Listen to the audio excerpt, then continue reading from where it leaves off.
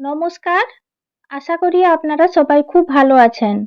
Cooking and my village চ্যানেলে একটি নতুন পর্বে আপনাদের সবাইকে স্বাগত জানাই। আজকে আবারও নতুন রান্নার ভিডিও নিয়ে আপনাদের সামনে চলে এসেছি। আপনারা অবশ্যই ভিডিওটি শেষ পর্যন্ত দেখতে থাকুন। আশা করি ভালো লাগবে। আর আমার ভিডিওগুলি যদি আপনাদের ভালো লেগে থাকে তাহলে সাবস্ক্রাইব করে পাশে থাকার অনুরোধ রইল। বাবা সকাল সকাল মাছ কিনতে বাজারে গিয়েছিল। একটা 1.5 কেজি সাইজের সিলভার কাপ মাছ কিনে এনেছে। মাছটা আপনাদেরকে দেখাই, আপনারা দেখুন। মাছটা কি সুন্দর রূপোর মতো চকচক করছে। আর এই মাছ পুকুরের মাছ, বাড়ির লোক ধরে বিক্রি করতে এসেছিল, সেই মাছ বাবা কিনে এনেছে। আর মাছটা দেখুন কি সুন্দর একদম চকচক করছে। আমরা তো গ্রামে থাকি, আর আমরা সাধারণত এই সিলভার কাপ মাছকে টক রান্না করে খাই। আর এই বর্ষার সময় বাড়ির গাছ থেকে টক লেবু তুলে সেই লেবু দিয়ে রান্না করি।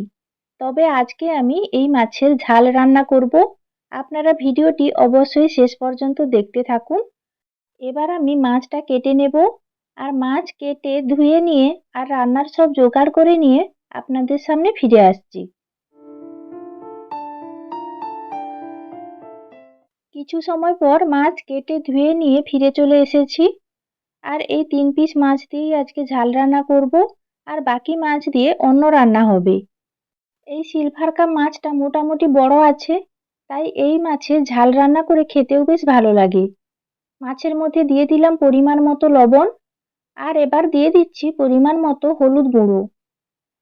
এই পর্যায়ে হাত দিয়ে লবণ হলুদ মাছের মধ্যে খুব ভালো করে মাখিয়ে নিচ্ছি।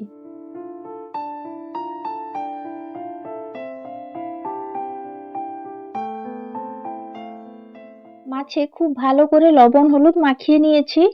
আর এই মাছের ঝালে দেওয়ার জন্য দুটো বড় সাইজের আলুকে আমি ডুমো ডুমো করে কেটে ভালো করে ধুয়ে নিয়েছি। আর এই আলু দিয়ে মাছের ঝাল খেতেও বেশ ভালো লাগে। কড়াইতে দিয়ে দিচ্ছি পরিমাণ মতো সর্ষের তেল। এবার আমি তেল বেশ ভালো করে গরম করে নেব। তেল বেশ ভালো করে গরম করে নিয়ে লবণ হলুদ মাখানো সিলভার কাপ মাছগুলো এক এক করে আমি তেলের মধ্যে দিয়ে দিচ্ছি। আর এইভাবে সব মাছগুলো আমি তেলের মধ্যে দিয়ে বেশ লাল লাল করে ভেজে নেব। আর মাছের একদিক ভালোভাবে ভাজা হওয়ার পর মাছগুলোকে উল্টে দেব। মাছের একদিক দেখুন খুব ভালোভাবে লাল লাল করে ভাজা হয়ে গেছে। এবার ধীরে ধীরে মাছগুলোকে উল্টে দিচ্ছি।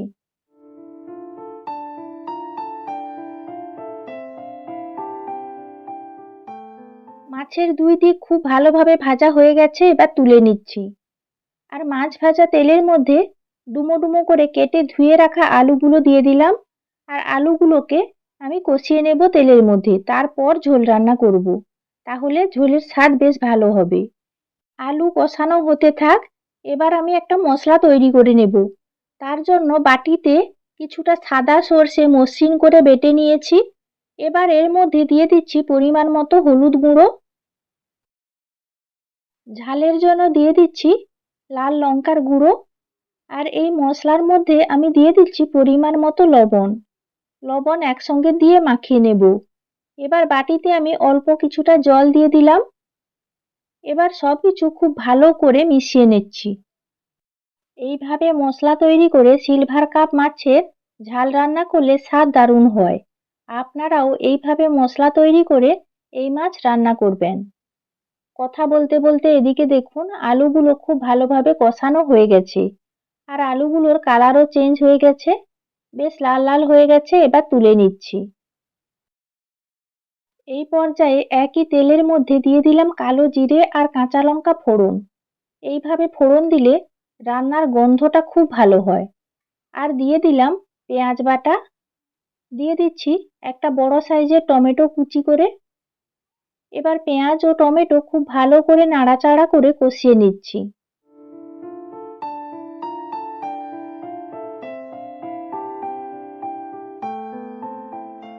পেঁয়াজ ও টমেটো কিছু সময় কষানোর পর পেঁয়াজ হালকা বাদামি রঙের হয়েছে আর টমেটোও হালকা গলতে শুরু করেছে।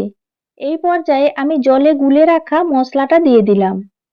আবারও বেশ ভালো করে নাড়াচাড়া করে কষিয়ে নেব। আর এই জল খুব ভালোভাবে শুকিয়ে নেব। আর মশলা থেকে যত সময় না তেল ছাড়ছে তত সময় কষাবো। আপনারা দেখতেই পাচ্ছেন হালকা তেল ছাড়তে শুরু করেছে। এইভাবে আমি বেশ কিছু সময় নাড়াচাড়া করতে থাকবো মশলাটা আর ভালো করে কষিয়ে নেব।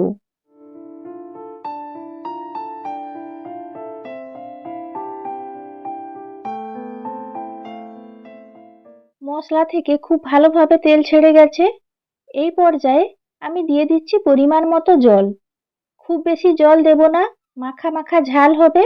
শুধুমাত্র আলু সেদ্ধ হওয়ার মতো আমি জল দিলাম।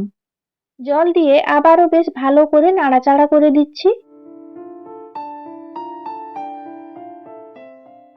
ঝোল খুব ভালোভাবে ফুটতে শুরু করলে আগে থেকে ভেজে রাখা আলুগুলো আমি ঝোলের মধ্যে দিয়ে দিলাম আর খুব ভালো করে আলুগুলোকে ডুবিয়ে দিচ্ছি।